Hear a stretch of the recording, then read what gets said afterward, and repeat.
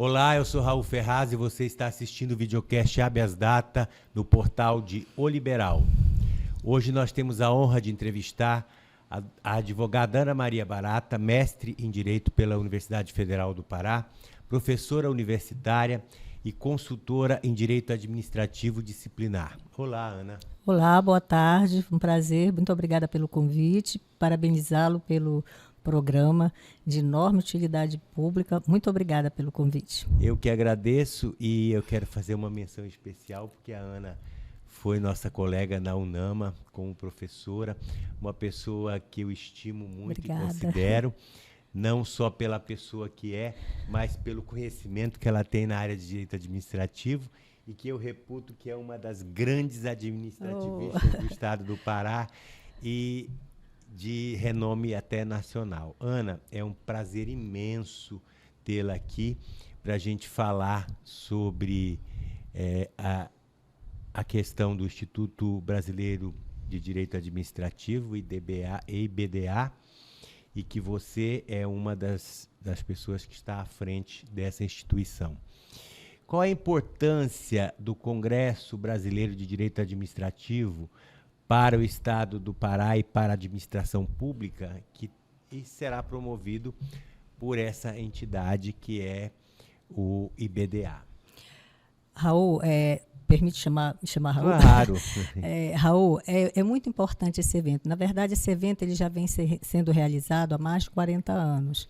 Tá? Sempre reúne os melhores administrativistas do país, inclusive no âmbito internacional, e sempre é de casa cheia, em torno de 1.000, 1.500. Nós já estamos agora quase chegando a 2.000 inscritos. Então, será um mega evento, um grande evento, onde se vai discutir muitas normas que surgiram agora bem recente no âmbito do direito público e, notadamente, muita coisa nova, notadamente no âmbito do direito administrativo. Dentre esses 45 anos de vida do IBDA, é a primeira vez que uma mulher o preside. Parabéns. E furou a bolha, né? E o mais gratificante é que é uma grande mulher, uma grande administrativista. Nós já tivemos muitas administrativistas participando do IBDA como palestrantes, professora Maria Silva Zanella, professora que já faleceu, a nossa querida professora Lúcia Vale Figueiredo, que nos deixou, professora Odete Medawá e tantas outras. E nunca se teve esse privilégio, essa igualdade, vamos dizer assim, de gênero, né, de ter uma mulher na presidência. Então, temos uma mulher brilhante, uma mulher dinâmica, uma mulher que projeta a própria mulher, tá? Ela defende essa igualdade de gênero e ela está pela primeira vez presidindo. É um grande desafio, né? Porque hoje nós temos muitos temas novos, nós temos a nova Lei de Improbidade Administrativa, nós temos 10 artigos da Lei de Introdução às Normas do Direito Brasileiro, que a gente chama de LINDB, né? Sobre administração pública, que não havia, né, desde 40 e pouco que existe a LINDB, né, e não havia nenhuma regra sobre administração pública, sobre o direito público. E agora nós tivemos a felicidade do legislador trazer essa lei nova. Sem contar que nós temos a nova Lei de Licitações e Contratos. Essa lei ela veio melhor estruturar as contratações públicas no Brasil. Entretanto, ela é tão complexa que ela está há 2 anos para entrar em vigência. E todas as vezes que se pretende colocá-la em vigência, há uma aclamação dos municípios no sentido de prorrogar. Então, ela já está na segunda prorrogação e eles estão pedindo mais prorrogação porque não conseguiram preparar seu pessoal para a nova lei de licitação. Se adequar ainda. Exatamente. Porque o preparo tem que ser grande, né? De formação profissional, de discussões, de debates. E você sabe que a lei de licitações hoje é um instrumento, né, de contratação pública que envolve contratos vultuosíssimos, de milhões, de bilhões, e é uma das causas de muita improbidade que é o que ocorre e de prisões, inclusive, a gente tem vivido todo esse sistema, né? Então, o Congresso é importante na medida em que esses temas virão para debate, né? Virão a debate. E para a administração pública, essencialmente, porque todas essas matérias permeiam toda a administração pública brasileira. Então, é preciso esse grande debate, é preciso esse conhecimento, esse aprofundamento da matéria, de modo a melhorar o desempenho da administração pública. E quando é que vai ocorrer esse congresso? O congresso, estou até aqui com cartaz, vai de 26 a 28 de setembro, na cidade de Maceió, que é essa belíssima cidade, tá certo? E é num grande centro de convenções lá, e a gente está esperando em torno de 2.000 pessoas, nós já estamos em quase isso de inscrições. Do Pará, muito eu bom, acho que parabéns. o Pará é uma das maiores bancadas. E o interessante, viu, Raul, é que não é só falar sobre direito, tá? Também, o IBDA tem também um pouco de uma função social. Agora mesmo, a presidente está pedindo doações de livros, seja livro infantil, seja livro de literatura, para começar a formar bibliotecas em comunidades, de modo a que essas pessoas possam ter esse acesso à leitura. Então, ele também tem essa vertente social. Uma função social importante. Isso. Então, também ela fez congressos, e um dado interessante da professora Cristiana Fortini é que ela saiu desse eixo fechado sul e sudeste, ou seja, ela abriu o instituto para o Brasil todo. Nós temos, por exemplo, palestrantes daqui do Pará, eu tive a honra de ser convidado, o professor Márcio vai presidir uma das mesas, e temos pessoal de Rondônia, temos pessoas de Fortaleza, temos pessoas da Bahia, ou seja, de todo o norte e nordeste nós temos uma representatividade, e principalmente uma representatividade feminina. Muito importante. Sim. Ana, o que é que o IBDA tem feito para aperfeiçoar e discutir o direito administrativo? Assim, o IBDA não tem focado, nesta vertente atual, ele não tem focado só em realizar um congresso. Ele tem focado essencialmente em disseminar conhecimento, pesquisa, desenvolvimento da área acadêmica. Por exemplo, nós já estamos com um livro em andamento sobre os temas que foram debatidos no Congresso de Rondônia. Então, esse livro, já tive até a felicidade de ser convidada a fazer um artigo sobre a improbidade administrativa. Então, também tem esse foco de produção acadêmica, e produção acadêmica a gente está falando de pesquisa, né? De Sim. pesquisa acadêmica. Então, nos temas mais variados. E uma outra questão importante do IBDA é que ele formata conhecimento de uma forma que envolve todos os profissionais de direito. Por exemplo, na época que a LINDB foi... que começou a vigência da LINDB, o IBDA teve a preocupação de formatar enunciados. O que são esses enunciados? Esses enunciados são matérias que são debatidas e depois depois desse grande debate e aprovação, elas vão à publicação. Por exemplo, da LINDB, se pegou toda a lei de introdução às normas do direito brasileiro, foi formada uma comissão. Primeiro foi aberta a inscrição para todos da área jurídica que quisesse participar da elaboração desses enunciados. As pessoas mandaram bastante enunciados, a gente até nem esperava que chegasse tanto, né? Então, chegaram bastante enunciados, aí foi formada uma comissão, essa comissão analisava os enunciados, e Raul, interessante, que não era só de estudantes, de advogados, era de grandes juristas mesmo que quiseram participar para formar os enunciados. Então, esses enunciados iam a um debate, tá? Ia para a comissão selecionava os enunciados, depois esse enunciado ia para uma plenária maior, geralmente era em algum estado brasileiro, uma plenária, e essa plenária votava esses enunciados. Ou seja, eles depuravam a legislação, traziam um processo interpretativo dessa legislação, o que auxilia muito a nós do direito, nós advogados públicos que lidamos com a matéria, tá certo? Isso ajuda muito a gente interpretar e a auxilia legislação. também até os juízes, né? Até os juízes, exatamente. Que já tem aquilo ali de certa forma maturado, né? Maturado, discutido, resumido. Resumido, exatamente. Né? Porque tem assuntos que... casos que se repetem, então já tem ali uma orientação de como se comportar diante de tal situação. E com uma visão progressista do direito, né? Não sim. só aquela visão meramente legalista, mas uma visão principiológica, que é o mais importante, porque a gente sabe que os princípios são as normas maiores do ordenamento jurídico, são elas que dão base e estrutura para as leis, para a formatação das leis. Então, isso foi muito importante. Depois veio a parte da lei de improbidade administrativa, ou seja, surgiu, da qual também eu tive a honra de participar, lá, surgiu os enunciados da Lei de Improbidade Administrativa, e foi fantástico. A gente espera que esse enunciado da Lei de Improbidade Administrativa, recentemente o Supremo Tribunal Federal julgou, né, uma ação de inconstitucionalidade de um caso concreto de uma moça que ela há 12 anos respondia uma ação de improbidade, simplesmente porque ela era uma procuradora contratada do INSS, e como ela perdeu algumas causas, aliás, o INSS perde muitas, né? Como ela perdeu uma causa, o que aconteceu? Todo mundo perde e ganha. Ainda mais o INSS, né? Porque ela perdeu uma causa, ela respondeu essa ação por 12 anos. Olha o mal que olha isso o causou. mal. Essa moça sofreu por demais. Já é uma senhora, sofreu por demais. Eu estava falando aqui numa entrevista anterior com uma professora de processo penal, que às vezes o processo ele já é a parte da pena para quem sofre o processo penal, principalmente de improbidade. Vai ficar aí, aspas, com a ficha suja. Ah, não, mas ela responde processo, não sei o quê. Você já tem um pré-julgamento disso. Lógico. A sociedade já o prejudica. Isso fica prejuga. Você fica marcado. Marcado, ferrado. No meio jurídico. Tá ali, ó. Ferrado. Ó, cuidado, hein? Não contrata, cuidado. Né? Quer dizer, por uma causa que perdeu, perdeu por quê? Sim, pois é. Então, infelizmente, o Supremo, nessa ADIM, já resolveu alguns problemas da nova lei de improbidade relativamente à prescrição, relativamente à culpa, que passou a não ser mais improbidade. De repente, você tinha um erro com relação àquilo e você respondia uma ação de improbidade. Raul, você sabe que tem pessoas que estão há 10 anos com seus bens bloqueados. E até agora não houve julgamento. Nós temos, inclusive, no Pará, muitas ações pela lei antiga que sequer foi admitida pelo judiciário. Olha o tempo que essa pessoa está sofrendo com uma ação desse viés.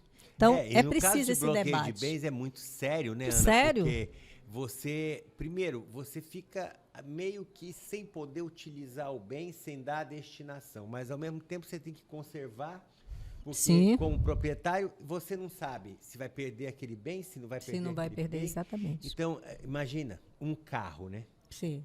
Você fica ele tem processo de deterioração, carro, né? Sem poder vender. Ou seja, o próprio Estado tem um prejuízo com isso. O próprio porque dilapida o patrimônio até pela sua deterioração. E quando o Estado, se ganhar a ação, for executar esse bem, tem muito pouca coisa.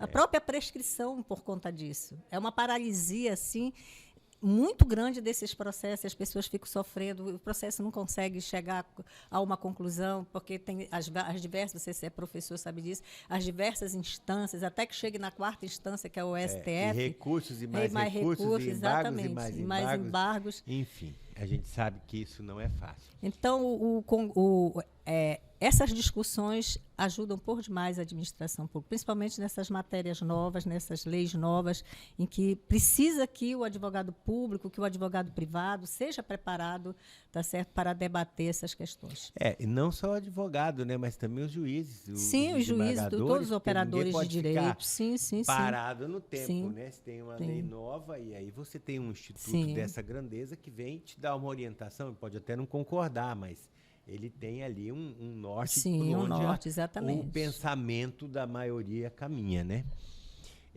Ana, nós sabemos que o direito administrativo não é codificado, a exemplo do Código do Direito Civil, do Direito Penal. De que forma esses eventos podem contribuir para melhorar a aplicabilidade do direito público? Boa pergunta. Olha só. Você disse bem, a gente sabe que o direito administrativo não é codificado, como é em alguns países da Europa que tem, inclusive tem uma jurisdição própria para debater essas questões, para julgar essas questões de direito administrativo e do Estado, né, que lá são formatados através dos conselhos, né, conselhos de Estado. Então, os juízes são formados nessa área, tá certo? E vão decidir todas as questões que envolvem o direito público e que envolvem o Estado neste juízo especial, no juízo especializado, que é o chamado Conselho de Estado. A nossa Constituição, até antes de 88, ela vinha trazendo a previsão do contencioso administrativo, da criação do contencioso administrativo. Só que, é óbvio, ela deixava a dependência do regulamento. E esse regulamento nunca surgiu, que teria que ser regulamentada por lei, né? Como nunca surgiu, nunca houve a efetivação do contencioso administrativo. Então, o que ocorre? A gente, no Brasil, tem essa jurisdição dual, ou seja, a jurisdição una.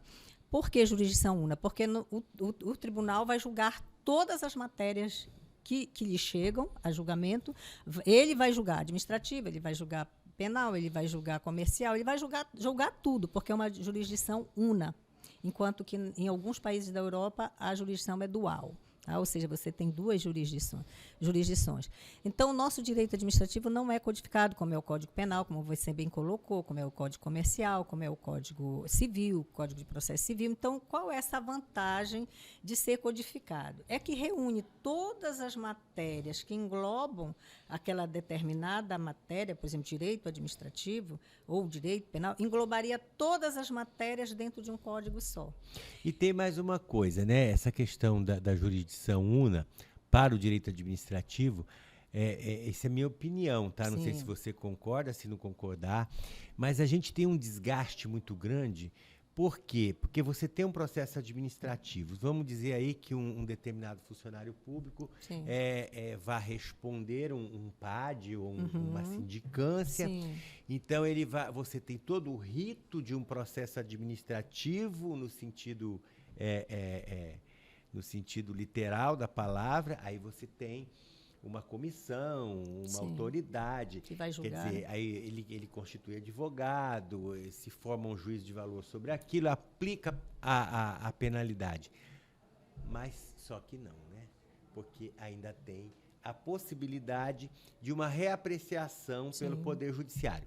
Não que eu entenda que o Judiciário não deva reapreciar, mas por que não fazer tudo isso numa só oportunidade, numa jurisdição que tenha competência para isso, inclusive competência jurisdicional, no sentido estrito, para não ter que ficar rediscutindo essa questão de novo depois do judiciário. Sim. Né? Eu acho que é sobre isso que você está colocando, se eu bem entendi. Assim, só para completar o raciocínio, a vantagem de ser codificado seria essa, de reunir toda a matéria num código só. Eu vou voltar aí que você falou.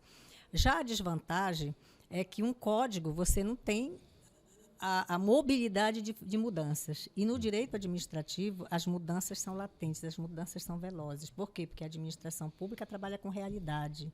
A administração pública trabalha com serviço público, a administração pública trabalha com bem comum, a administração pública trabalha com interesse público. E muitas coisas no código aprisionavam um pouco a administração pública. Talvez essa seja a desvantagem de ser codificado, considerando que uma lei passa, é possível você modificá-la, né? Enquanto que um código você sabe que é mais difícil, porque vai todo um debate, tem que olhar todas as matérias daquele código que precise ser reformulada. Nós tivemos agora o CPC reformulado, agora vamos ter o Código Civil, também já há uma comissão, inclusive, para isso. Agora, com relação ao processo disciplinar, o que é que você tem? Você tem o processo administrativo disciplinar, ou tem a sindicância, se for falta leve é uma sindicância, se for falta mais grave é um processo administrativo disciplinar. A partir da suspensão acima de 30 dias já é obrigatório ser o processo administrativo disciplinar até a demissão, que é a pena mais grave. O que ocorre? Nós temos na nossa Constituição uma cadeia de recursos e no próprio Código de Processo Civil uma cadeia grande de recursos, né? Então, o que ocorre? A comissão vai, apura esse processo, tá? Apura esse processo. Quando ela termina, ela faz um relatório e ela remete esse processo à autoridade julgadora. Ocorre que esse processo tem uma série de nuances nele. A gente não sabe se vai ter um processo de politização nesse processo administrativo. Sim, que acontece muito. Que acontece muito. É aquela autoridade que porque quer ver aquele servidor do qual ele não gosta condenado. E o processo disciplinar não é para isso. O processo disciplinar, ele não é uma vindita, ele não é uma vingança. O processo disciplinar, ele é um instrumento de apuração da infração que o servidor praticou, lhe dando o direito de defesa, o direito de contraditório. Exatamente. Veja que a comissão, ela reúne uma série de... A administração reúne uma série de poderes. Denuncia, ela abre o processo, a comissão apura, que é indicada pela autoridade superior, faz um relatório, a autoridade julga, ou seja, a autoridade acusa, a autoridade processa esse servidor, apura e ela mesma julga. Então, veja que dentro do próprio Estado, da própria administração pública, é um conjunto, tá certo, de meios de apuração, de poderes concentrados, tá certo? E depois ele vai julgar isso aí. E o servidor tem o direito apenas de se defender. Por isso que eu venho defendendo que o servidor tem que buscar as suas garantias constitucionais, como, por exemplo, as alegações finais. Ele não tem alegações finais, o servidor. O Supremo hoje vem abrindo as alegações finais para vários processos, inclusive na Lava Jato, à época, anulou muitos processos porque não teve alegações finais. As alegações finais vieram depois que foram ouvidos os delatores, ou seja, o acusado não teve direito a saber o que foi que o delator disse antes de ser julgado. Anulou todos porque faltavam as alegações finais antes disso. Você é a favor da criação, vamos dizer, de uma vara especializada ou de uma justiça especializada para não se ter esse processo administrativo e ele começar logo com uma ação já judicial? Não, assim, em termos, eu acho que tem que ter, sim, o processo administrativo no âmbito da administração pública por questões das suas competências, por questões da sua também independência da administração apurar. Ela que está mais perto do problema. A grande questão é que ela tem que apurar com imparcialidade. Ela tem que apurar com imparcialidade, garantida a ampla defesa e o contraditório do infrator. Ela tem que apurar com imparcialidade. Até aí eu acho que tudo bem. Até isso tudo bem. Agora, eu sou a favor a uma instância administrativa, como você bem colocou, ou uma vara especializada de administração pública, ou o contencioso administrativo, ou uma justiça administrativa. Por quê? Porque se você tiver uma justiça administrativa, você especializa a área. Sim. E o que nós temos visto, Raul, é pouca especialização na área do direito administrativo. Muitas das vezes, a magistratura vai para aqueles ramos clássicos do direito penal, direito civil, direito processual. Sim. E o administrativo fica um pouco, coitado, lá no fundão. Não pode. Hoje, as maiores demandas têm sido contestadas contra municípios. E eu já, como advogado, eu percebi em algumas situações que essa questão da imparcialidade ela é muito difícil de se alcançar. Muito. Porque o sujeito já chega ali com o carimbo da condenação, né? Pelo menos ali naquela instância da autoridade que está apurando. Já chega, não, olha, é isso aqui, vamos fazer o processo, e o advogado vai, participa do processo, tem uma expectativa, eu não vi nenhuma prova contra o servidor, e aí, de repente, você se surpreende com uma decisão esdrúxula, onde não tem pé nem cabeça, a prova produzida, ou que deveria ter sido produzida, nem foi pelo Estado. Porque ela que é obrigada a produzir a prova. Tá acusando? Como no direito penal. Né? Tá acusando? E aí você até faz a contraprova, olha, você está dizendo que ele faltou, mas ele não faltou, está aqui, sabe? Juntou atestado a tempo, atestado médico, estava de licença aí. A administração pública não está nem aí, condena e aplica a penalidade, aí você tem que discutir no judiciário. Aí lá vai aquele prolongamento. Sabe? Uma coisa assim tão óbvia, né? Raul, você falou numa coisa muito importante. Hoje, as legislações, tanto a LINDB, eu participo do Instituto de Direito Administrativo Brasileiro de Direito Administrativo Sancionador, que vem exatamente, tá certo, trazer uma nova roupagem ao direito sancionatório. A administração ela lida com uma série de matérias que trazem sanções. É no direito regulatório, é no direito na licitação. Nossa, o direito regulatório contrato. Então é uma coisa absurda, é imenso, porque agora, você tem regulação de tudo. De tudo. Né? Agora, na nova LGPD, na Geral de Proteção de Dados, que tem sanções, ou seja, tudo que a administração toca tem sanções. Então, era preciso que houvesse institutos, que haja estudos para discutir isso, para reavaliar isso, ressignificar esse direito administrativo sancionador. Então, você pontuou uma coisa interessante. Por exemplo, eu tive uma causa que nós advogamos, eu e meu filho, em que o servidor, pasme, o servidor teve lá alguma coisa que ele distribuía aqueles tickets de auxílio alimentação. Na hora ele fez... Ele não está certo, ele está errado. Na hora ele fez um acordo com os colegas, olha, vocês me dão os kits, R$70. Vocês me dão os tickets de vocês e no final do mês eu dou em dinheiro. Está certo? Está certo. Aí eles fizeram lá esse acordo.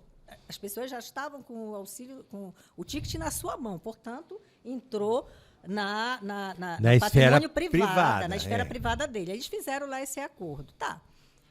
Onde ele errou? Não devolveu na data que foi pré-estabelecida. Não devolveu no outro mês. Aí as pessoas começaram a cobrar e devolveu pelo Pix. E aí alguém foi lá e denunciou ele para a chefia dele por conta disso. Pense bem, R$70. Não tem uma música aí, que eu não sou muito desse estilo, mas não tem uma música que fala de R$50? Não tem uma história? Tem. Assim? Pois é, uma música que o cara não vale R$50. Nem sei se vale, mas a música, estou falando da música. Então, o cara não vale R$50. Era R$70. Pasme, este moço respondeu um processo administrativo disciplinar com 3 advogados na comissão. Esses 3 advogados passaram, já vai fazer um ano, passaram um ano neste processo, ainda nem houve julgamento, tá? Por causa de R$70 que ele já tinha devolvido. Quando muito, isso nem entrando na questão do patrimônio privado, que já era deles, mas quando muito, ele talvez mereceria uma advertência. E outra mas coisa, ele estava para demissão. Não, e outra coisa, Ana. Por causa de R$70. Olha o esforço da administração pública, o gasto e o custo que a administração pública tem por uma questão R$70 tão irrelevante. Você já pensou o que é isso? Aí o que é que acontece no direito agora? Nessa mutação do direito administrativo. Hoje nós já podemos falar em consensualismo. Então, determinadas penalidades leves, as leis já deviam fazer isso há muito tempo. No processo disciplinar, isso está muito para trás ainda. No âmbito regulatório, já está mais para frente. Na lei de improbidade também.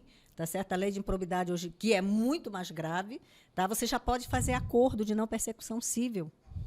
Você já pode fazer esses acordos, entendeu? Há exemplo do que já vem ocorrendo no direito penal, que é mais que é o acordo de não mais fechado penal. E avesso a esse tipo de coisa, Sim, né? Exatamente. Então, com esse consensualismo que a administração pública está surgindo, principalmente no direito sancionatório, o servidor já faz ali um acordo com a administração pública, dependendo do tipo de acordo, do regulamento, e morre ali. A situação acaba ali, porque não é uma falta grave, entendeu? Para esse tipo de coisa. Então, a gente precisa desses eventos, voltando à pergunta que você me fez no início, nós precisamos desses eventos exatamente para discutir, para ressignificar determinados temas que ainda estão muito amarrados na administração pública, que a administração pública ainda trata de forma muito apartada da Constituição, muito apartada dos princípios, muito distante de algumas situações, inclusive, que enfocam a questão da ampla defesa e do contraditório. Tem uma outra questão, Ana, que é a questão do ensino jurídico, né? Que está se proliferando muitos cursos jurídicos. Sim. Eu me recordo que há 20 anos atrás nós tínhamos 2 faculdades de direito. Direito, era. No Pará, há 20 e poucos anos, depois surgiu uma terceira e aí depois... Quarta, quinta, sexta, a gente nem sabe quantas a gente não sabe mais quantas tem, não Eu dá mais para contar, aqui sobre isso. Então, isso é uma questão que eu reputo relevante, porque o ensino jurídico, ele, principalmente no campo aí do direito administrativo, ele pode ficar bastante comprometido, né, com a questão do número de faculdades, e eu não estou aqui para julgar ninguém, mas a gente sabe que a qualidade cai até pelos professores, pela necessidade de suprir essas vagas, né, de professores e que tenham condições de realmente um ensino de qualidade. Como é que você enxerga isso? Olha, Rô, eu enxergo com muita preocupação.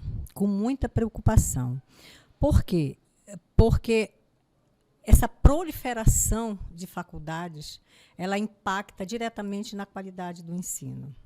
E o que mais interessante, que a gente está... Às vezes eu vejo algumas propagandas de faculdades que têm cursos de R$140 a mensalidade, cursos de R$200 a mensalidade, R$250 a mensalidade, quando a gente sabe que a média das boas faculdades é em torno de R$1.500, R$2.500 a mensalidade de uma faculdade. Por exemplo, a faculdade de medicina é R$12.000 uma mensalidade. Ou seja, só faz medicina quem é rico. Quem não é rico vai ter que ir para as universidades públicas, para as federais. Disputar dentro do sistema de cotas. Se não fosse o sistema de cotas, pobre não alcançaria a universidade.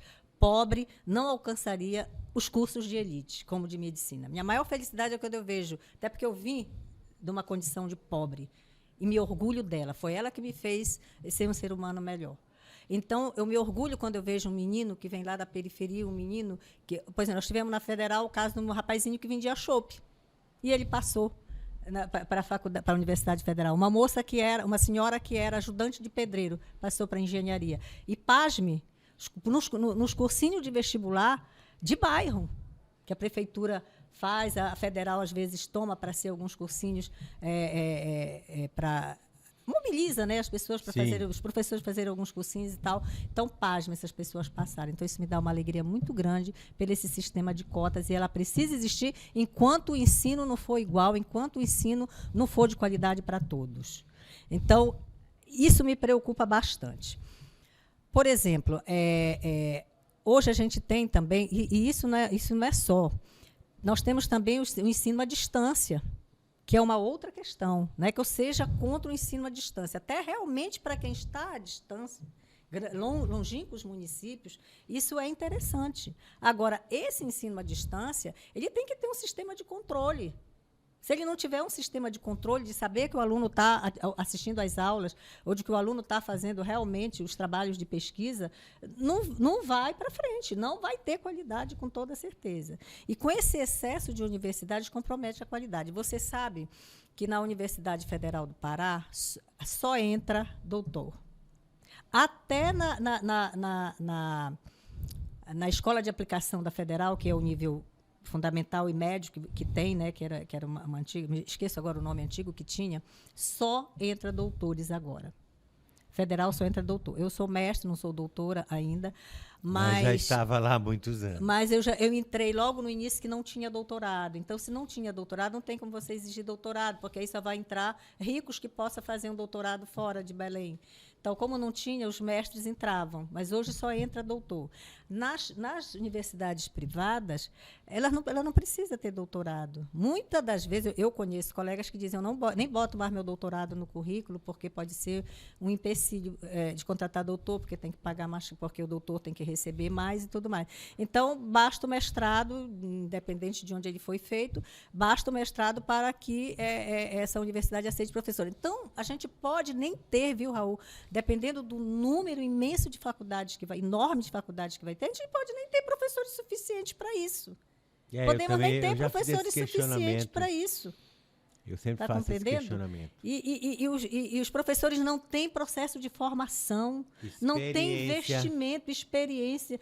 Eu só cheguei na Federal porque antes nós passamos pela UNAMA. Então, quando eu cheguei na Federal, eu já tinha uma experiência de 15 anos de UNAMA, CESUPA e tudo mais. E eu te digo mais, não é só experiência como professor, porque todo mundo começa um dia, né?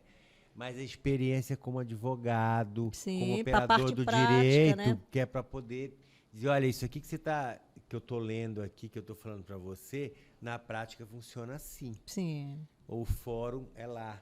Porque tem gente que sai da faculdade não sabe. Nunca foi para sala de audiência. Não sabe. Né? Não sabe. Então, isso é terrível. Mas isso é uma deficiência da universidade, das faculdades. Eu, inclusive, viu, Raul, eu dei há anos atrás uma entrevista para a Consulex e eu defendia um 6º ano para o curso de Direito. Um 6º ano de clínica jurídica. Sabe?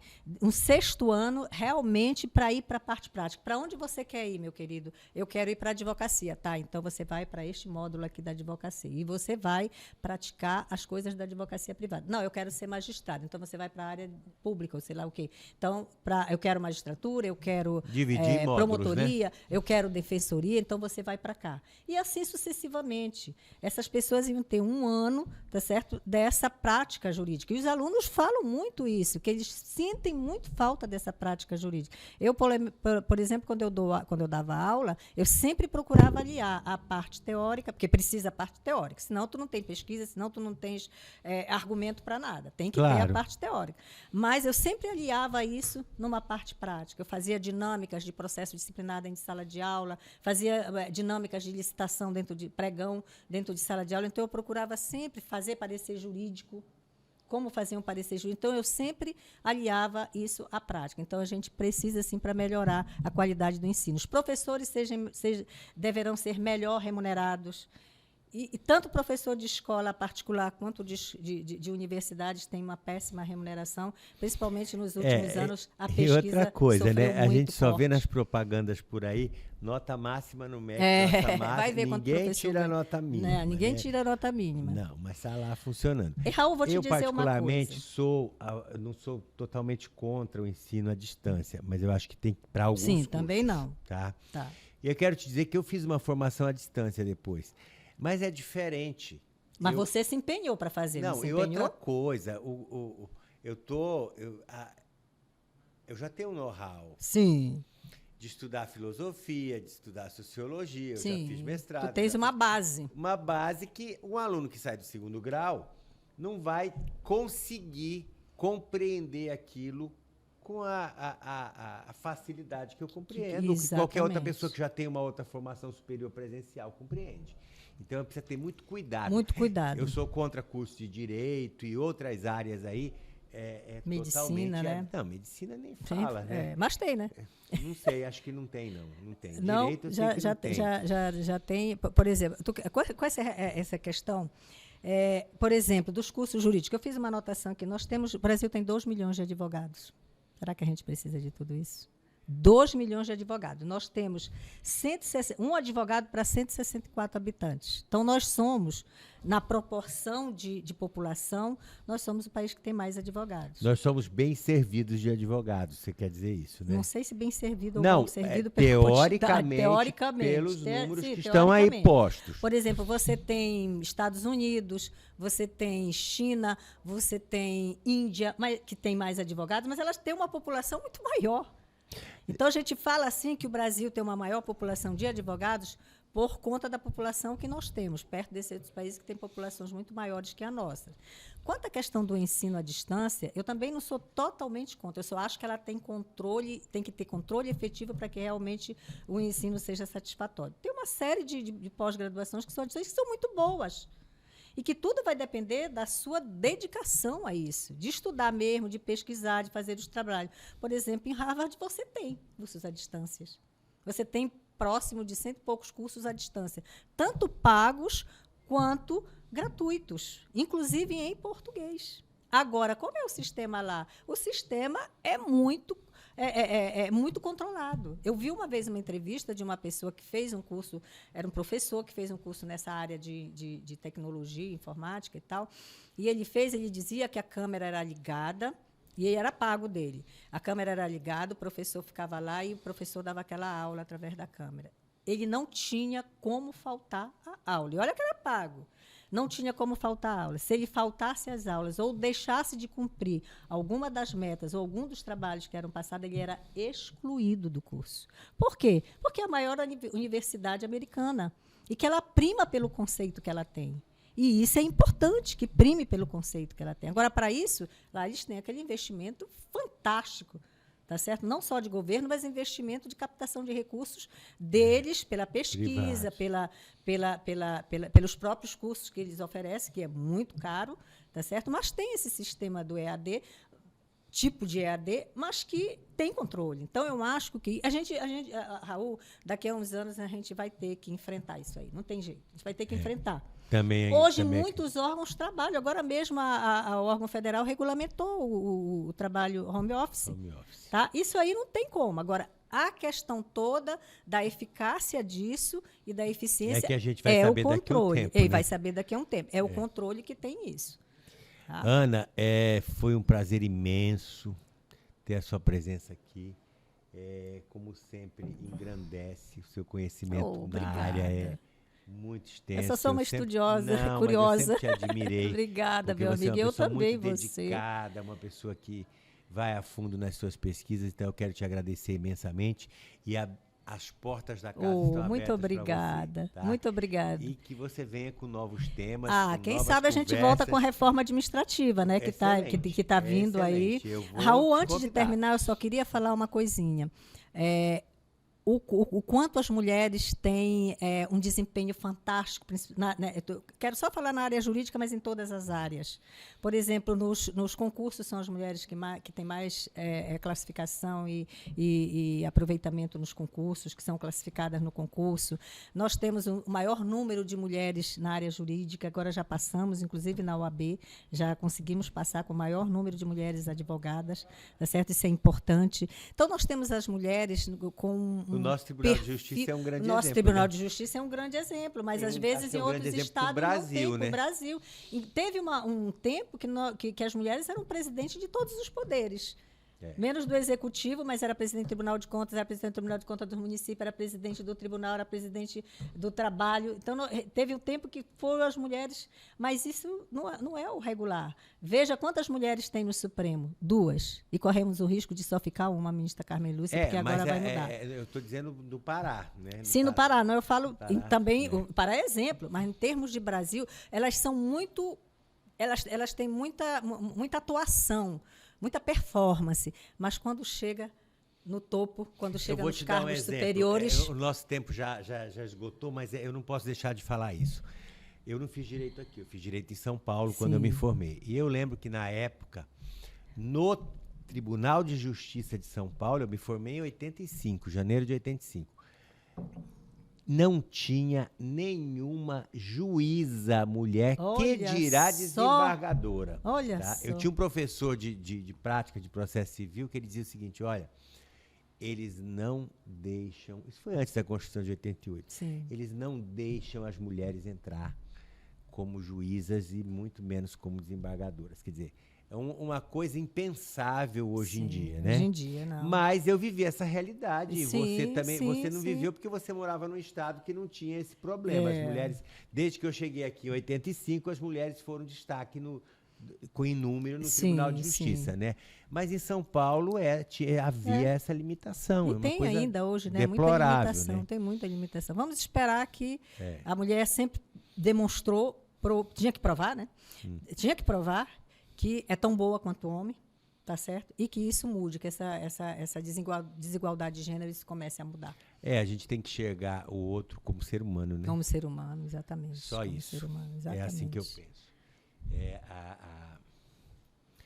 Provar que é melhor,